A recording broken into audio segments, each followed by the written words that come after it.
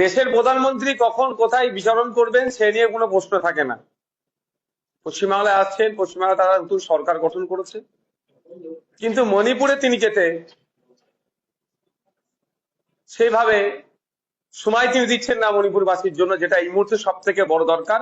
ভারতবর্ষে যে কটা অঙ্গরাজ্য আছে, মণিপুর সব থেকে সংকটময় অবস্থায় চলছে।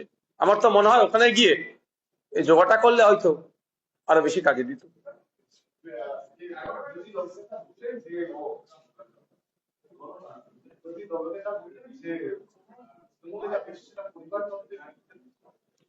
দেখুন, কথা হচ্ছে বিরোধী দলনেতা যেটা বলেছে তার সুরে সুর মিলিয়ে কথা বলতে হবে এরকম ব্যাপার নয়। যদিও আমি বিরোধী দলের বিধায়ক হিসাবে বলছি, এতদিন পরে সব মনে পড়ে যাচ্ছে কিভাবে বুঝতে পারছি না। একসাথে তো দীর্ঘদিন ছিলেন ওনারা। আর এই পরিবারতন্ত্র বা এটা আমরা আজকে দেখছি না, আমরা তো বারবার বলে আসছি। সেই সময় বা 4ঠা মে 2026 তখন খুব মিষ্টি মিষ্টি লাগছিল, আর এখন আমরা দেখতে পাচ্ছি এখন এইগুলো শব্দগুলো বার হচ্ছে। আমি টু বি ফ্র্যাঙ্ক একটা কথা বলি সাধারণ মানুষের উদ্দেশ্যে, সব থেকে বড় কথা, ওই সমস্ত ভালো আর খারাপ তৃণমূলকে যারা ভোট দিয়ে জিতিয়েছেন, আপনারা কাকে জিতিয়েছেন একটু ভাবুন। কাদেরকে জিতিয়েছেন? নিজেদের অস্তিত্ব টিকিয়ে রাখার জন্য আপনাদের ভোটগুলো সম্মানটা কোথায় রাখছে বা কোথায় ঠেলে দিচ্ছে?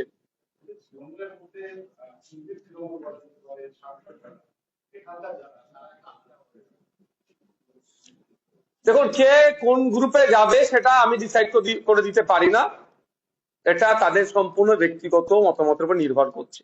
তবে আমি একটা কথা বলতে পারি, আমি ওই বেশি তাত্ত্বিক কথা আমি জানিও না বা বলিও না। হ্যাঁ, নীতি আদর্শের উপরে আমি অবিচল থাকি। যদি সত্যিকার অর্থে কেউ নীতি আদর্শ নিয়ে চলে তাহলে বলবো রিজাইন করুন। আপনি অমুক জায়গা থেকে দাঁড়িয়েছিলেন মমতা ব্যানার্জির ছবিকে সামনে রেখে, অভিষেক ব্যানার্জি তৃণমূল কংগ্রেসের জোড়াফুলকে সামনে রেখে দাঁড়িয়েছিলেন, রিজাইন করুন, আবার সেখানে ভোটে দাঁড়ান, এসে এখানে ভাষণবাজি করুন। হ্যাঁ, আমি নওশাদ সিদ্দিকী এখানে বসে আছি আমাদের সিম্বলকে সামনে রেখে মানুষের আশীর্বাদ নিয়ে। মমতা ব্যানার্জির ছটিও আমাদেরকে দেখাতে হয়নি।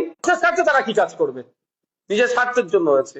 আমি এখানে তৃণমূলের হয়ে পালিত করতে আসছি না, কারণ তৃণমূলের ভবিষ্যৎ অনেক আগে আমি বলেছিলাম, যেদিন ক্ষমতাচ্যুত হবে তার পরের দিনে পতাকা বাঁধার লোক পাওয়া যাবে না। আর আপনারা দেখুন, আমাকে একটা জায়গা দেখান এই আজকে 1.5 মাস পার হতে যাচ্ছে, নতুন করে তৃণমূলের ঝান্ডা 1.5 মাসে কোথাও লাগাতে পেরেছে?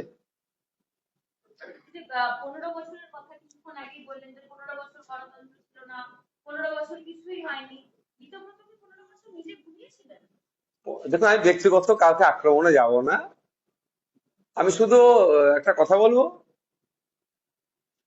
যে যে অন্যায়কে এতদিন তেনারা সহ্য করেছিলেন না প্রতিবাদ করে, তাহলে মানুষ, সাধারণ মানুষ জানতে নিশ্চিতভাবে তাদের কাছে চাইবে যে এতদিন আপনারা আমাদের চোখ কেন খোলেননি।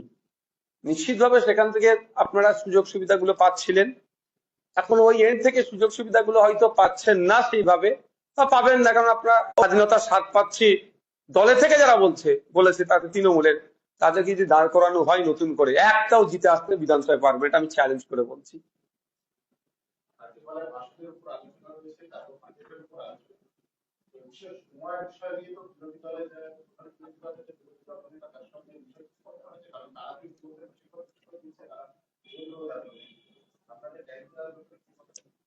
দেখুন, আমি এটা সেকেন্ড টাইম এমএলএ, কাকে বললে টাইমটা পাওয়া যায় সেটা আমি জানি। আমি তাকে জানিয়ে দিয়েছি যে আমার জন্য এই টাইমটা বরাদ্দ করতে হবে, তার কাজ হবে আমার টাইমটা রেখে বাকি টাইম ডিস্ট্রিবিউট করে। কোনো কথা হবে না, আমাকে আমার টাইম দিতে হবে। আর আমি আমার টাইম দিয়ে নেওয়ার জন্য কাউকে তেল লাগাবো না। আমি এটাও বলছি আপনাদের মাধ্যমে, যে অমুককে তেল লাগাতে হবে, অমুকের সাথে সাথে ঘুরতে হবে। আমি এর আগের বারে 5 বছরে পারফর্ম করেছি বিধানসভায়, আমার যা টাইমের প্রয়োজন ছিল, যাকে নির্দিষ্ট টাইম যার কাছ থেকে বরাদ্দ হয় তাকে যে বলেছি সিস্টেম মেনে, এবারও সিস্টেম মেনে করবো, আমার টাইম আমাকে দিতে হবে।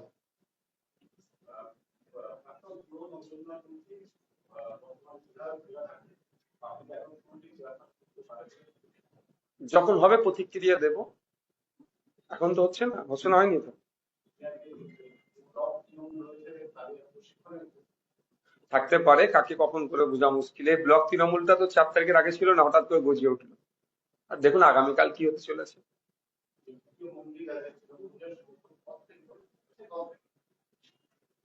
এরকম ভাবে অনেকের করবে, তৃণমূলের কাছ থেকে গুছিয়ে কাছে কামিয়ে নিয়ে এবার একটু নিজেকে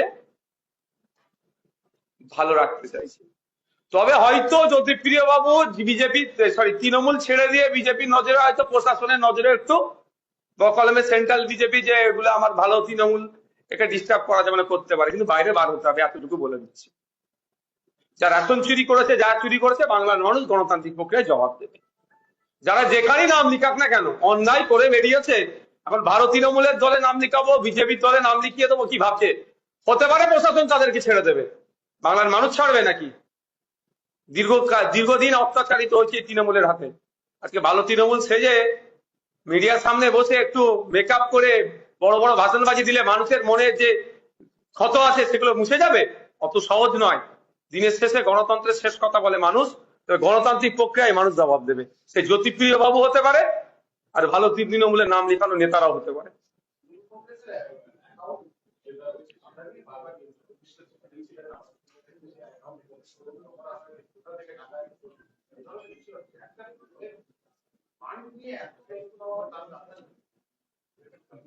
লড়াই তো এটারই, লড়াই এটা। কেউ গ্রাম্য ভাষায় সরু চাল আর মোটা চাল। একজন মানুষ সকালবেলা উঠে কলকাতায় আসছে, সারাদিন হাড় ভাঙা খাটুনি করার পরে বাড়ি ফিরে যাচ্ছে, মাস গেলে 6,000 টাকা মাইনে, 6,500 টাকা, 7,000 টাকা মাইনে। তার মোটা চালের ভাতটা জোগাড় করার লড়াই। আর এইগুলো যেগুলো এতদিন 15 বছর তৃণমূলে থেকে চুরি করেছে, দুর্নীতি করেছে, মেসিকে বাল্য বন্ধু মনে করে কোমর জড়িয়ে ধরার চেষ্টা করেছে, এরা এরা সরু চালের ভাত খাওয়ার লড়াই করেছে। এই তো লড়াই।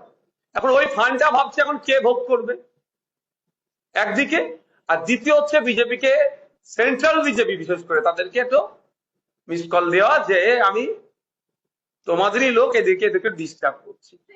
এতদিন পরে মনে পড়ছে ফান্ডটা কোথা থেকে আসলো, চাকরি বিক্রি করার টাকা, তোলাবাজির টাকা, এতদিন পরে মনে পড়ছে। বাংলার মানুষকে কি বোকা পেয়েছে নাকি এরা? এই দুর্নীতির দায় ওদেরকেও নিতে হবে, যারা এইরকম টেবিলে বসে বলছে ওই টাকাটা কোথা থেকে এসছে, এতদিন পরে কেন? যদি সত্যিকারের নীতিবান মানুষ হতো, দলে থেকে প্রতিবাদ করতো। আর এখন পর্যন্ত যারা দলে থেকে প্রতিবাদ করছে, এতটুকু মনে রাখবে, ওই ফান্ডটা যাদের অ্যাকাউন্টে আছে তাদের সিম্বলে আছে। যদি এখনো নীতিবান হয় তাহলে পদত্যাগ করে এই কথাগুলো তুলুক।